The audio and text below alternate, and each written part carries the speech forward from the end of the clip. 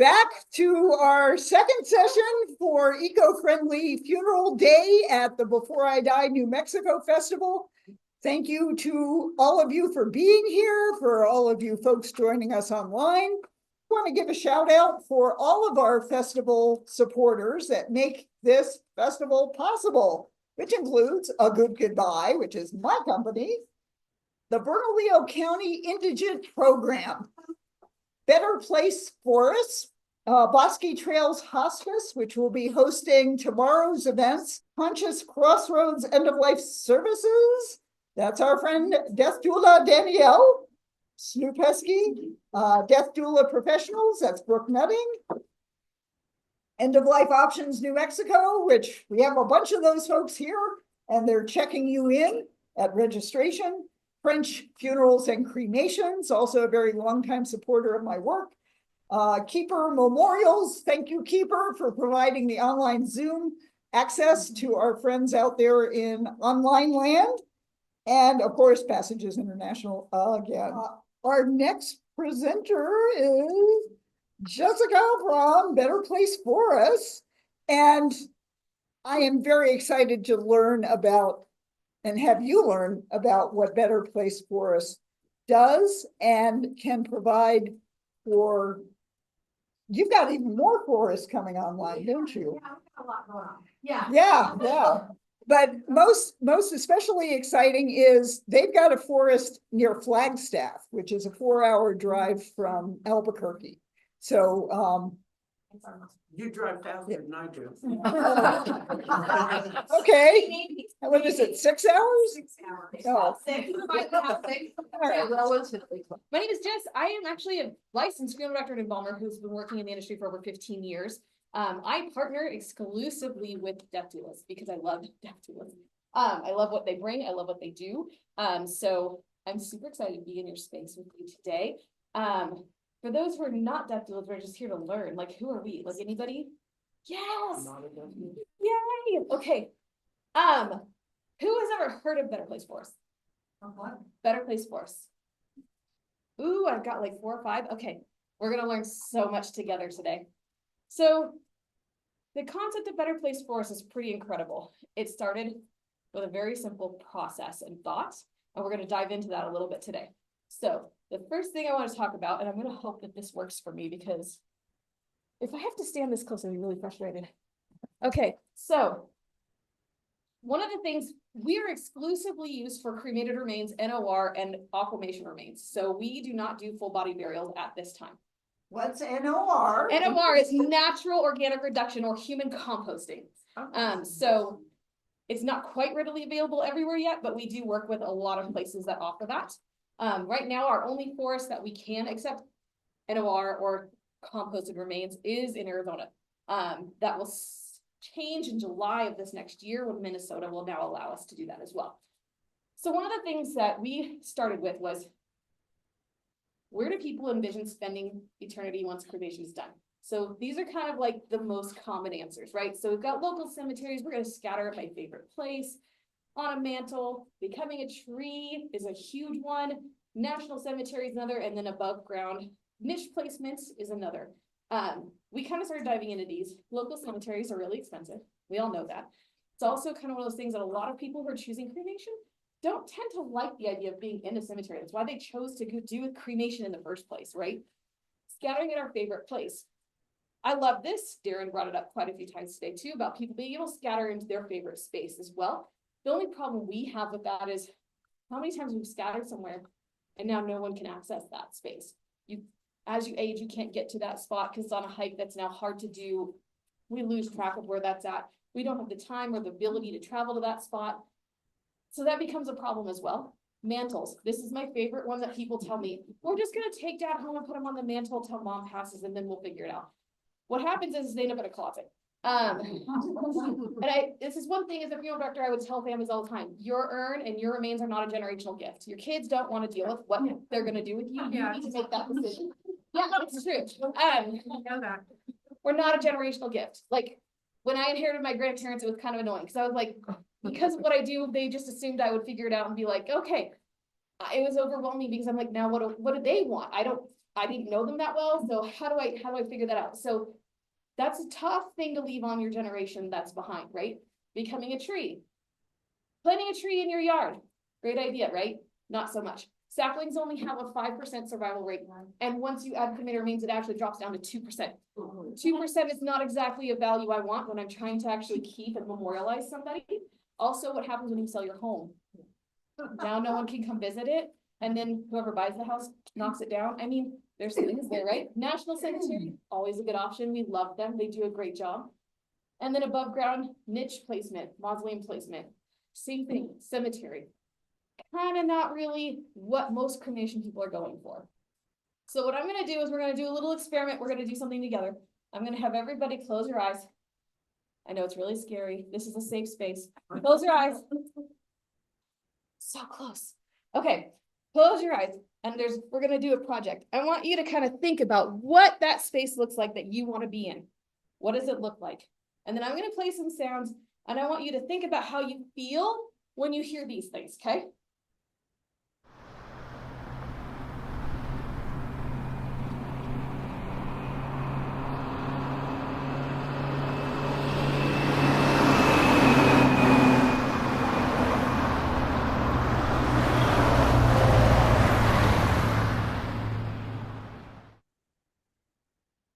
Okay.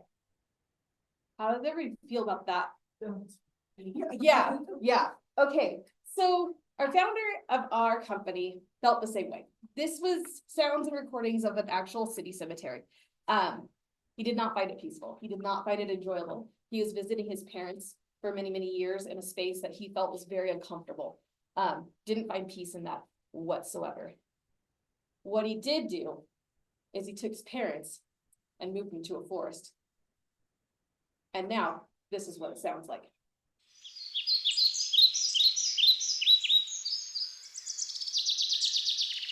Very different. Tranquil, peaceful. One of the things that a lot of people learn about us and then kind of find is that they love the idea. They're like, oh my gosh, this is so cool. It's so great. I was one of those. I was a funeral director who met the Better Place Forest team. They came out, they taught us about what they were doing. I went out to the forest because I'm like, okay, I got to see it to believe it. Like, I'm one of those people. I'm a tangible. I fell in love instantly. And not long after that, decided to start working with them because what they're doing is incredible. And we're going to learn a little bit about what we're doing so that you guys can kind of feel the same way too. And then hopefully at some point, you'll get the ability to come and visit one of our forests. We're going to show you how our process works, where our forests are located, and then I'm going to show you some examples of families that have worked with us so that you guys can kind of see what we've been doing. Okay, so choosing your tree. What we do when families decide to work with us and they choose a tree is we do an online tree tour. That is an actually really in-depth overview of our forest spaces. They get to take a tour through the trees with photos, demographics of those trees. That includes their diameter, their height, their type, how old they are. Their average growth per year is also listed in there as well. So they kind of learn a lot about their tree. And we find that most customers, once they pick their trees, fall in love with their trees. They build a relationship with their tree. It's very interesting. I once experienced in a forest where a gentleman came out and we were a little concerned because he had a branch that was kind of not doing so great. And we were like, if he wants to change it, we will. And he was like, no, this is my tree. I have a relationship with this tree. My dad is going at this tree. Like, I have it printed out. It's in its binder. Like, it's our tree. And so it's beautiful to see people build these connections with something they haven't met yet, but like virtually have. So the process is pretty in-depth. We kind of look at what they're looking for as far as tree types. So some people have very specific things they're looking for. They want a redwood, or they want an ironwood, they want an oak, based on kind of their own personal preferences. Every forest is going to have a variety of different things. And because we've got forests scattered all over the country, you can find pretty much whatever tree you're looking for. We do find that location has nothing to do with where they live when they're living. We have people from Miami that come to Minnesota because it's our closest forest to an airport. They have no relationship with Minnesota. They just chose it because they wanted to be in the space. And that was the one that made the most sense based on how they could travel to get to the actual forest. So that's something to keep in mind when working with families and talking with families or making decisions for yourself. Location isn't always everything. We have people that choose locations based on the fact that they traveled to that forest or that area because that's a place they loved when they were actually traveling and doing things as far as forest hikes and that kind of stuff as well. So what we do is we integrate ashes with soil. We allow the family to do this process. Many of our families actually get their hands in there and they're touching remains and mixing it with the soil. It's a beautiful, beautiful process and quite cathartic. Watching families with the tears coming and the hands in there, mixing things together. We also add wildflowers in there as well, so that when the spring comes, the actual space where we're placing those remains grows wildflowers. In most forests, not all, some doesn't do well, but we do make the attempt to make that happen. And then we do send some of those wildflowers home with the family to place in their own gardens as well. So it's kind of a nice touch. So the process itself is a 3-to-1 ratio. So we do 3 times the soil, 1 portion of cremated remains. What that does is it balances out that pH level enough to where when we're placing the remains around the tree, we're not affecting the ecosystem, because cremated remains are extremely high in pH. It's not great for our ecosystems. It's one of the reasons why we don't actually bury the remains as well, because that does it really messes with the actual root system of the tree.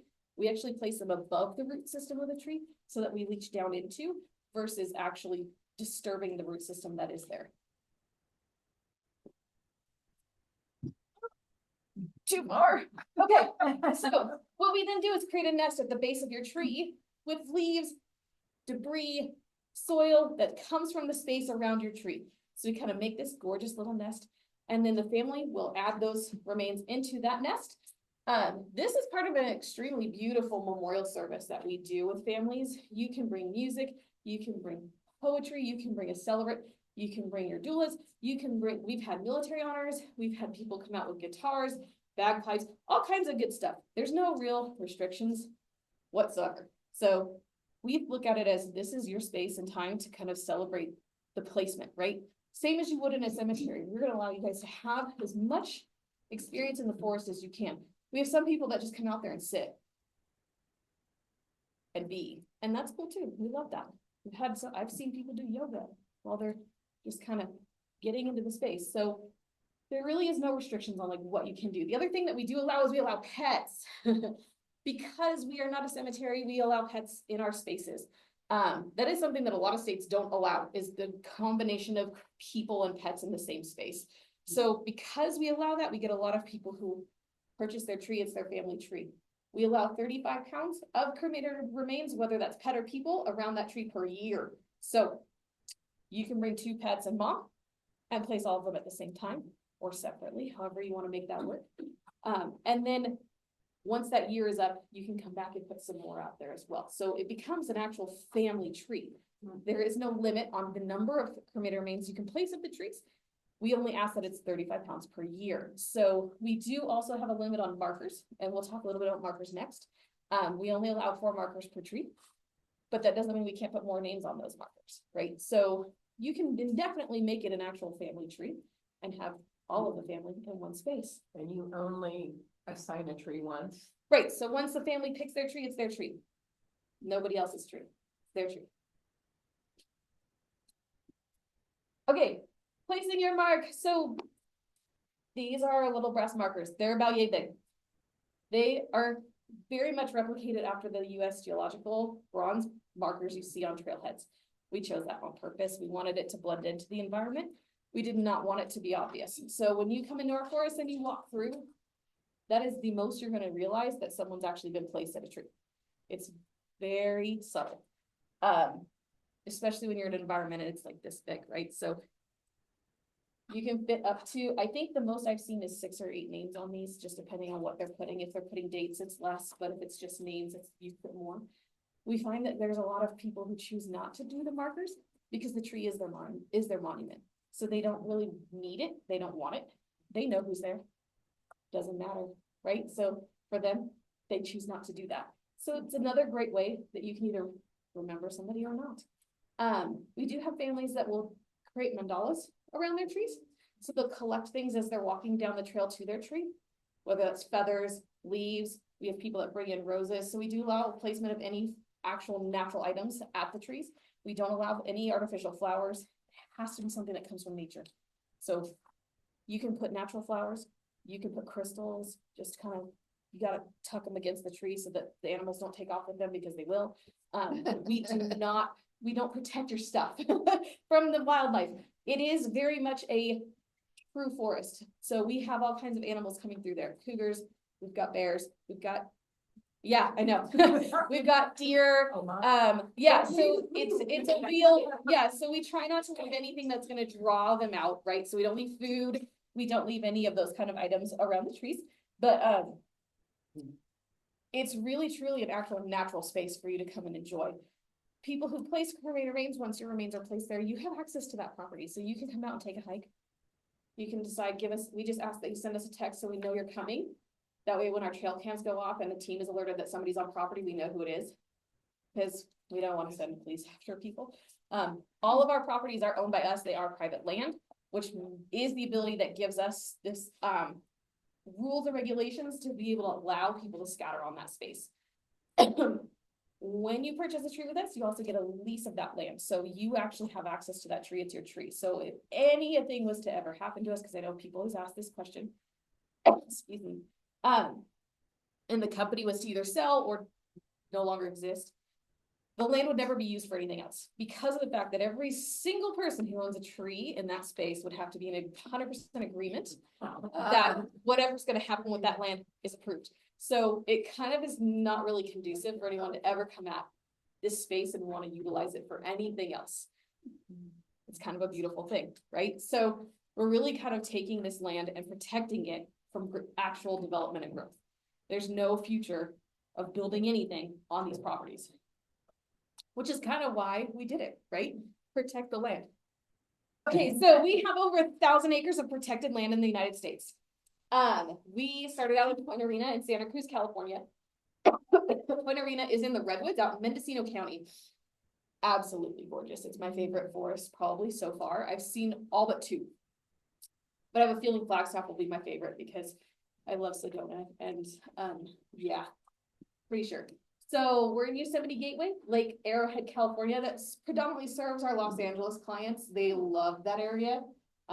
It's not too far from the ski resorts that are in that region as well. We got Flagstaff, we got St. Croix Valley, Minnesota. That is the one that is the closest to an airport, which is the reason why it tends to be the most popular. It's only 45 minutes from the airport. The rest of them are over an hour. Excuse me. Rock River, Illinois. It's kind of on the border of Illinois and Wisconsin. Litchfield Hills, Connecticut serves predominantly our New York clientele, surprisingly. And then Berkshire's, Massachusetts, which is absolutely gorgeous. I was just there at the beginning of fall. Highly recommend. It was quite amazing. So with these forests, this is kind of our starting ground. We are in the process of kind of looking at the ideas of like where to go next, right? So that could potentially change, but right now that's where we are. Over 1,000 acres protected of actual real true forest land. It's pretty amazing. Okay, so what we do, we partner with funeral homes and death doulas across the country. We actually, in most states, have a referral program. If you, as a death doula or a funeral home, recommend our product to your client, and they call us, set an appointment, and say, "Oh, we were recommended by so and so," you get $500 in your pocket because the whole concept is helping each other out. We don't do a lot of advertising because 1, it's expensive, and 2, word of mouth is always way more substantial than seeing an ad. Secondly, once that family decides that they're going to purchase a tree and do purchase that tree, we give you a 10% off the contract value. So our low end amount for our trees is about $5,900. So give or take 10% a pretty valid, pretty nice region of pay. So our goal is to help you learn more about us and for you to kind of spread the word a little for us too. We are always looking to kind of share as much as we can. We're a very open book. So if there's anything you want to know, we'll make that happen. We can get brochures and information to you as well if that's something that you're looking for. I do have some brochures out there today. They are very generic ones. They are not forest specific. We do have forest specific brochures for every forest that talk about the trailheads that we have in each forest, which we do maintain trails throughout that space. So it's not entirely like difficult to get around. Tree values in our properties are going to be more expensive closer to the trees. The further out, they tend to go a little lower just because you have to trek through some growth. We do not maintain those forest spaces on that level. So our whole goal is to keep it as natural as possible. We don't do anything invasive. Yeah. So if somebody wanted to just go hiking in the forest, in your forest, can they do that? Yeah, so we just ask that they call us ahead of time and make an appointment kind of. So the reason we do that is because if we have services and families that are actually placing remains, we do not want you in that space. That is their time. Yeah. We try to keep it closed forest when people are doing that process. It respects their experience, and we just want to make sure that we're not having hikers all over the place when that happens. Kind of giving them privacy. So is there like a big sign at the entrance? Yeah, so usually when we do have one, we'll have a sign at the entrance that says closed for private event. So we want to make sure that we kind of respect that, because I mean, we all have, I don't know how many of you guys have been through that, but like when you're in a cemetery or in a property and you're doing a service and like a bunch of other people walk by and they're doing their own thing back here, and it's kind of disruptive because everybody's trying to like, what are they doing over there? We don't allow it. So we want to make sure that it's extremely private, for the family that's actually going through that process of placing their remains in the forest. So that's the only request we have when you're coming out to visit. Let us know in advance. So partnerships are where we're at right now. So we'd love to talk if you want to know a little more about that. More than happy to share that with you. We have served over 1,500 families, both pre-need and at-need. So you can pre-need your trees. You don't have to wait until you pass away to purchase your tree. We have a lot of people who bought their trees in advance and come out and visit their trees prior to them actually being placed there. So these are just photos of some of the people at their Meet the Tree event. So once you've purchased a tree, and most of the time people do that predominantly online before they actually get out to the forest. So then we invite you out to meet your tree. So you come out to meet your tree, and then we'll take a photo of you with your tree, which then goes in your online digital experience. So in your online digital experience, you'll have your Meet the Tree photos. We'll take photos from your event, and if you ask, we will record your memorial service and upload that to there as well. You can place your obituaries and all of your stories in there as well. So you kind of have a central spot to kind of share that experience with your family as well. Now, I don't want you to take my word for it. So we're going to learn about Andre and Andre's family. A traditional cemetery wasn't Andre. The beauty of the forest, the beauty of the sky, the smell of the air. It's just such the perfect place for him to have a final resting place.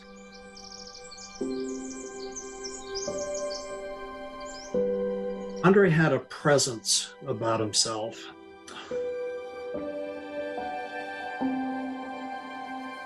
He just had a way of relating to other people that brought the best out of them. I think Better Place Forest, I found out about it, and then I shared it with Deb, and she goes, yeah, this is a very good thing. About 5 days after the funeral, we had decided, yes, this will be perfect. Let's find out how we go about picking a tree. And they showed us the various locations, and we found the perfect tree. It was on a ridge, so it's a little elevated. It looks out to a meadow. And when you look up and you see the tallest peak in Arizona,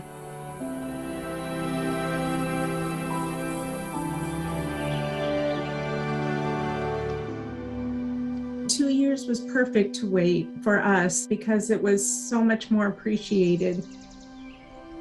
It truly was a celebration and a place to love and remember fondly Andre rather than just concentrate on the grief of losing him. Yeah, we're so happy for him. With the ceremony, the participants were engaged. They were mixing the ashes with the soil. Their reaction was, this is so Andre, you guys, did it right. And we're so happy for him and for you. When he was departing for college, Andre released a barn owl back into the wild. With the ceremony, we had made the decision to release a red-tailed hawk. It seemed very appropriate for us, similar to what we had done when he was leaving our nest.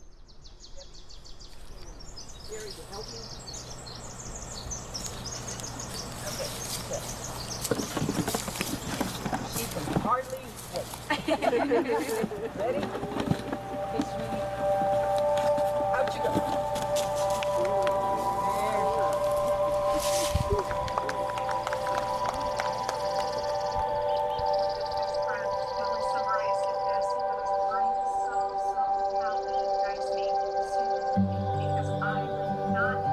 You're off to a new adventure. You're off to explore new things. One of his best friends probably summarized it best. He goes, I am so happy you guys made the decision you made, because I would not hesitate to go see him and have a picnic under the tree.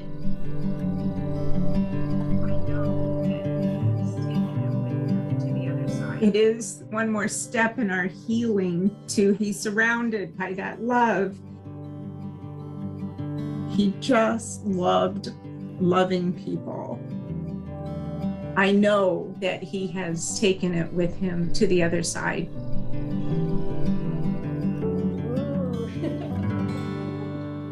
Yeah, so the first time I saw that video, I was a mess. I still get choked.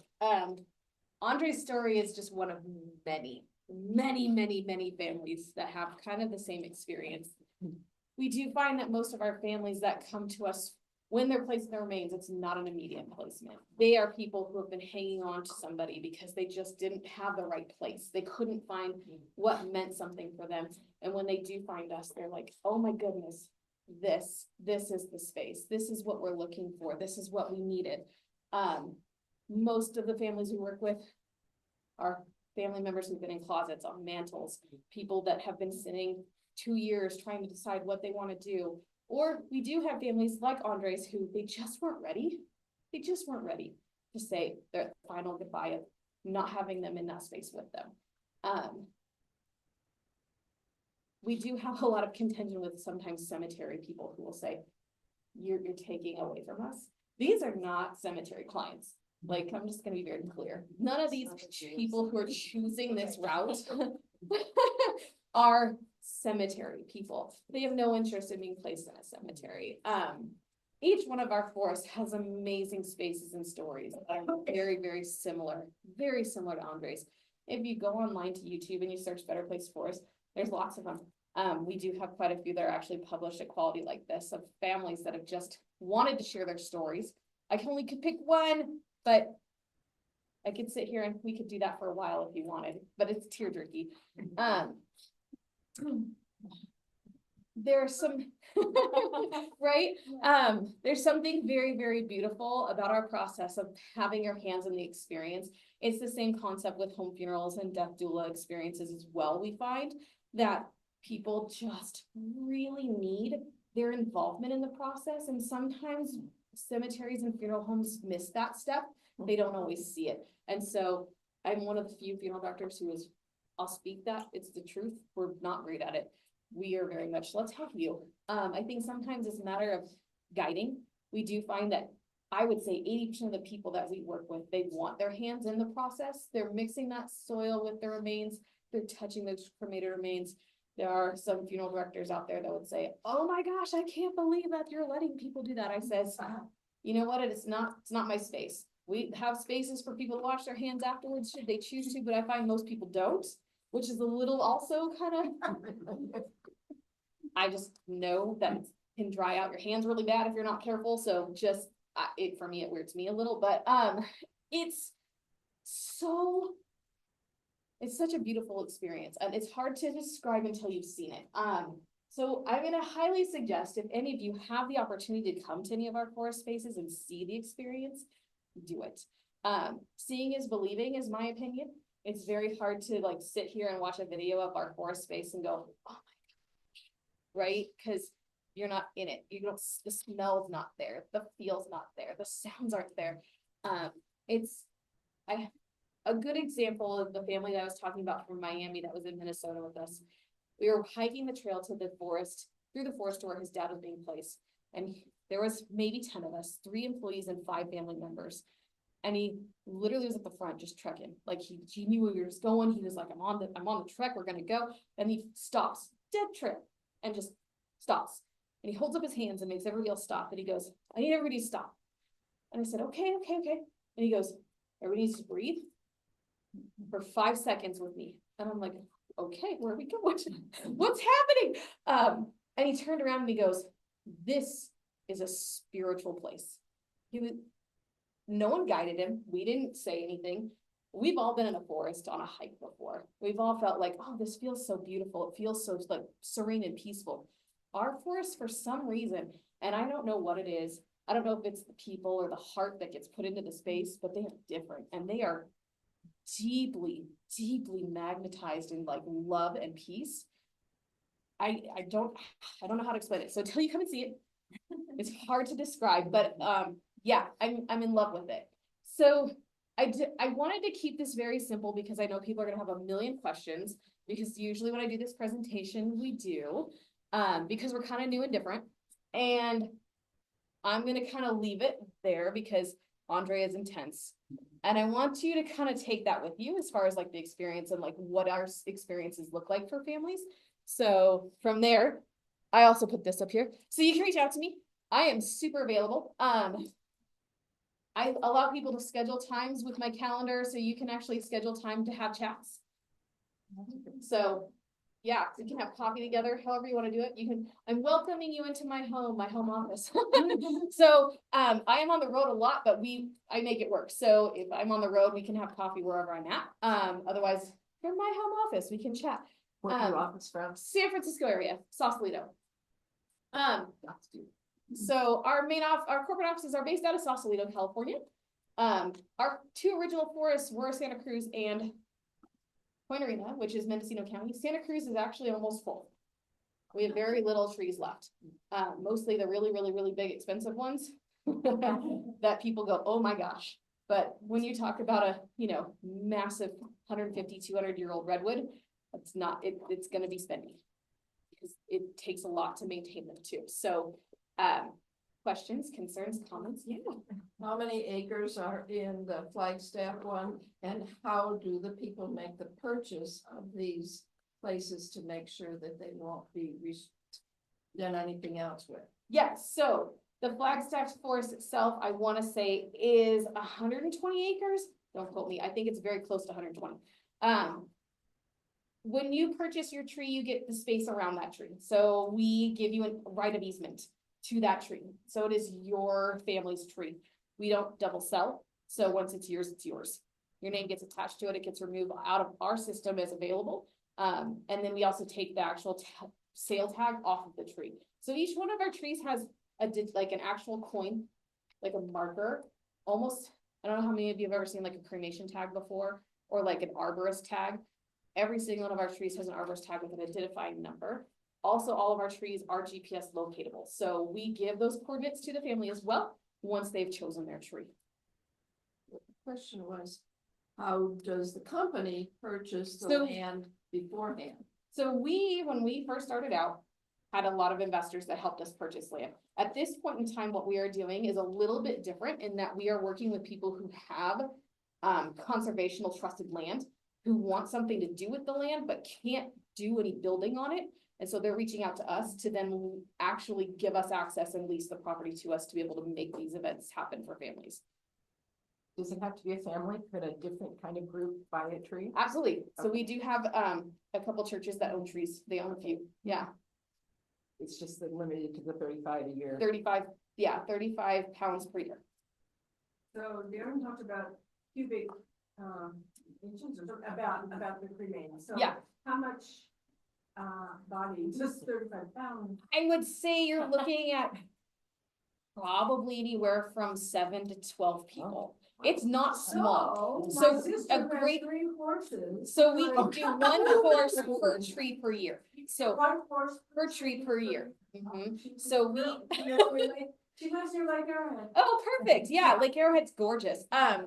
Yeah, so you can do, we have done horses, and the way that we have to do them, normally we'll do a small nest at the base of the tree. Uh-huh. With horses, we have to go completely around, because otherwise it's too dense on the actual root structure. Right. But yeah, one per year One, so what did you say, one horse is One about how many pounds? is approximately 32 Okay. on average, between 30 and 35 usually, depending on the size of the horse. So cremated remains are based on the bone density of whoever is cremated, right? So if you've got a very small, frail lady, tend to have a lot less. If you've got somebody who's really tall, strong bone density, and is younger, you're gonna have a lot more. So horses have quite a bit of actual structure. Oh, she's gonna be thrilled. Yeah, let me know, because I would love to find out if that actually works out for her, because I love when we do horses. Our CCO is actually a big horse fanatic as well. She owns 2 horses, and she's like, this is what I'm doing. And the years are perpetual, I mean, like Right. 10 years, 15, however, Right, whenever. right. So once we place the first horse or people of 35 pounds weight, we wait 1 calendar year and a day. So, and that gives us time to get the breakdown to happen, and then pH levels at a level where if we introduce more, we're not inhibiting the microorganisms in the soil. Yeah. So say I were to purchase a tree and upon my death, is this something I could leave to my family? So what we do when you buy a tree is we have you fill out a form of, these are the people that are authorized to use my tree. These are the people that are not authorized to use my tree, because there are families that do have no's versus yeses. We do have families that say any descendants of ours perpetually in time. Absolutely. Some people even list friends. They're like, and so friend and this person and whoever wants, like, they're very flexible on it. Yeah. The composting situation, you say, at this point, it's very restrictive. Very. So what do you see, that as progressing in the relatively near future? I think organic reduction is the future of our industry, to be honest. It is very much got a high interest, both from the younger generations as well as the people that are kind of coming into that phase of making final decisions as well now. For us directly, NOR is a little tricky because it's so nutrient high. Anybody ever seen any of the product that comes out of? Okay, so Gail, that compost that comes from there is rapidly dense in like microorganisms and really creates a very potent fertilizer. I took a sample that I got from return home and planted 1 singular leaf of my mother-in-law's tongue in it. It is now booming out of the container. It's only been a year. Rapid growth. That is our struggle at the forest level, because if we're placing this soil around our trees, the understory just explodes. Not great, because that pulls nutrients from the tree itself. So we have to limit how much we can put. So right now we're allowing families to place 5 pounds at a time. So what's happening is a lot of them, people are donating and then pulling aside a small amount, then bringing it to us where they can actually, because a lot of the times, I don't know how many of you guys have ever been in a funeral home situation where they say, oh, well, you can donate a memorial tree to this family. They buy this tree. No one knows where this tree is. They don't tell you where the tree is. Like, we're finding that a lot of people call us and say, okay, so it costs you more to do it this way. And what they've done is have families donate, like family and attendees at their service donate towards their trees, because it's a tree they can actually visit versus a tree that's been donated somewhere where they have no idea where it's at. What happens if a tree gets diseased or? Very good question. If no remains have been placed at that tree prior to it having its demise issue, we exchange it for a like value amount. If you've placed remains at it, it's part of the ecosystem.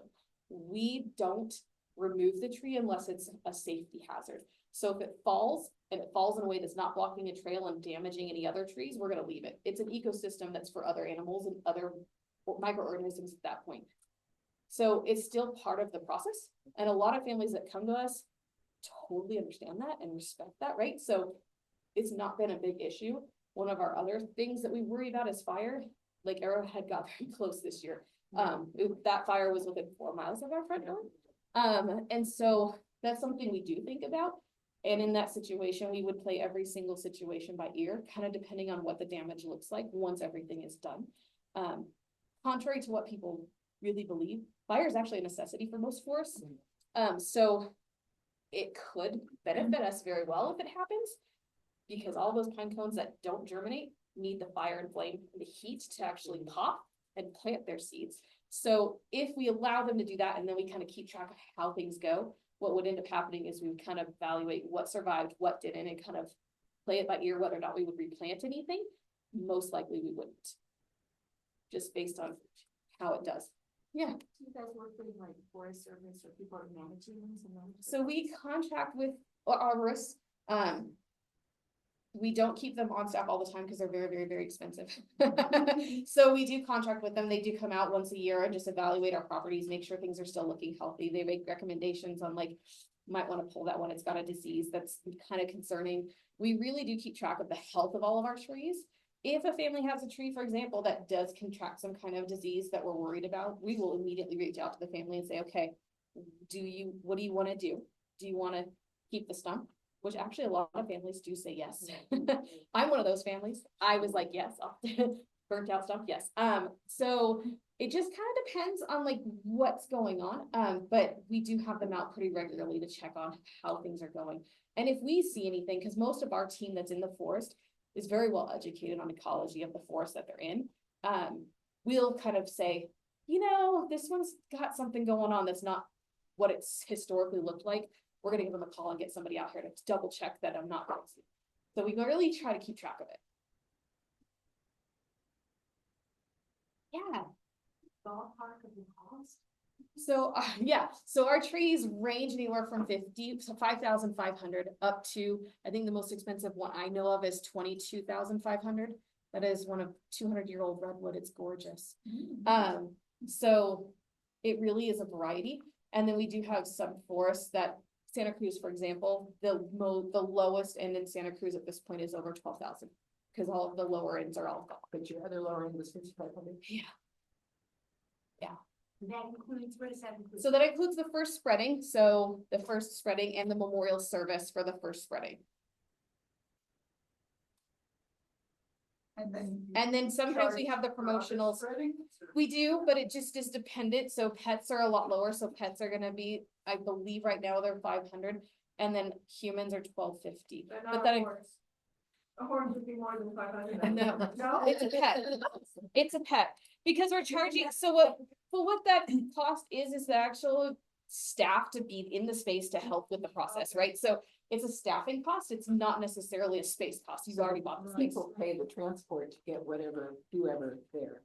So we have two options on that area. We do have families that bring their own, and then we also allow for people to send their remains. So we do have people who just aren't going to be able to be present for the actual placement, and they'll send their remains to our post office boxes, and we will place and video and photograph the process for them, and then upload that to their digital experience. So we do have a few that do that. Any plans for a location in southern Arizona? Southern Arizona is gorgeous. I doubt it, but I never know. You know, right now I think the areas we're looking at is definitely like the Appalachian area in Texas. So that Texas-Louisiana border is probably more likely right now. But I'm not in charge of that department, so sometimes I get surprised. But yeah, Arizona is one of my favorite states. Like I lived there for a short period of time and fell in love with like the Bisbee area and out there. So yeah, beautiful area. Yeah, I would agree. Yeah, I know. But keep in mind that like not everybody looks at the distance, right? So sometimes it's really, really, I know.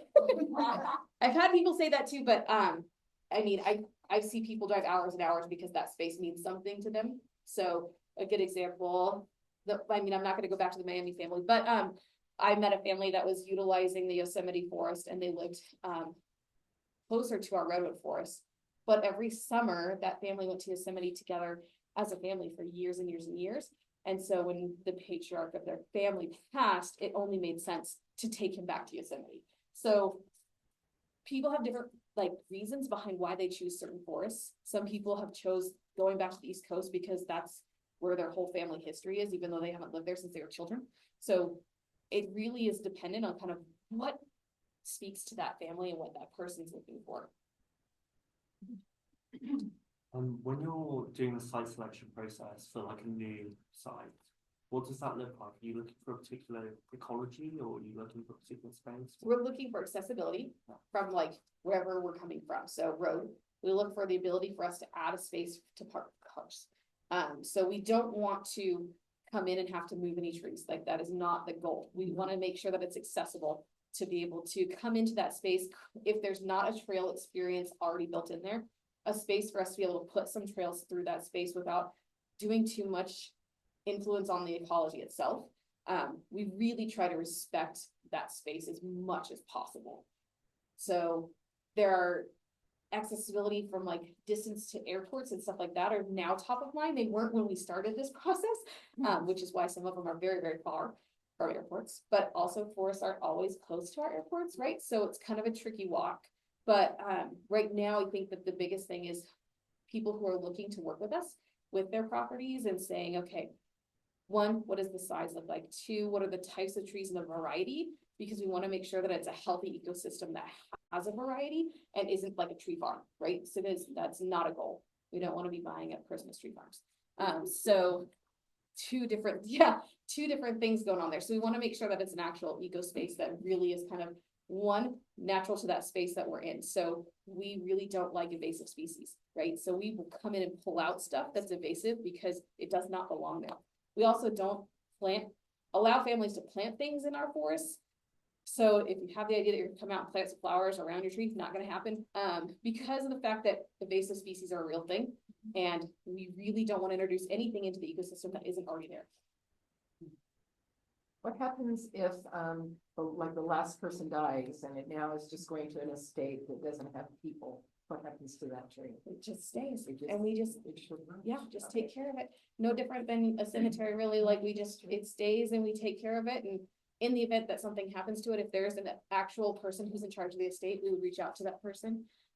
Hopefully we got updated on who that person is. If not, then we just maintain it to the best of what we consider healthy. Good stewardship. Yeah, good stewardship of the space. Yeah. Have y'all explored the Pacific Northwest? I know there's a lot of privately owned conservation space in Oregon and Washington. Yeah. And also My old stomping ground. Yeah. the demographic is very progressive in terms of end of life. Yes. Alternative. I don't know why we didn't before. I think we felt very West Coast heavy with 4 or 5, almost 5 spaces in California, because we have one in California, we haven't even opened yet. I'm hopeful. I will say that we are working with local cemeteries in the area who do have property that has been undeveloped, and reaching out and saying, hey, let's help you sell some of your trees without damaging your ecosystem and not tearing down these trees to create more cemetery space, which they have been very highly receptive to. So Brian Flowers and a couple other places have very much been like, let's talk about that. So I think we'll end up in that space in a different way, leading up to hopefully in the future finding a spot that makes sense. I think our biggest struggle with the Northwest is where, because there's so many great places. I would love to be up there though. Yeah. Really speak what the cost is again, broke down different numbers out here. So starting point for trees, so our lowest point is 5,500, and then it goes up from there. The high end is probably 22,500. I think that's the most expensive I've personally seen. I'm not in the sales department though, so like there's some wiggle room in there. And then for placement, pets are gonna be 500, and then the first placement when you purchase your tree is included. So not pet, but people. Pets would be an addition. And then your first people is included. And then after that, it's 12. Right now it's $1,250. So yeah. What does a $5,500 tree look like? So those are our smaller trees, and they are typically about yay big around. So they have to be a minimum of 10 years aged before we're actually going to give you a tree, because we're not going to sell you a sapling. Why? Because saplings don't survive. So it has to actually have gone through its immature growth phase and actually hit the juvenile era before we're actually going to talk about placing that as an available tree. And what's included in the 1250 placement? So 1250 placement includes the actual spreading itself, the staff and people that come out and do it, and the memorial process it too. So with our memorials, we include printed material so that like the stories and the things that get said or shared are gonna be in there. As well as if the family chooses to take some of the soil home, which we do have people do, we provide little containers for that as well. And what if someone just says, I want a tree, I don't want any of that other stuff? I will have to find out the exact number for that, because I it's know still it's different. placement, but it Yeah. might not be. I think it's a little less for it's unattended. Yay, so you know how to reach me. Yeah. My phone number is really easy. It's 4 + 2 is 6, 2 is 7, 8, 9, 10. I did that on purpose. Oh, I was.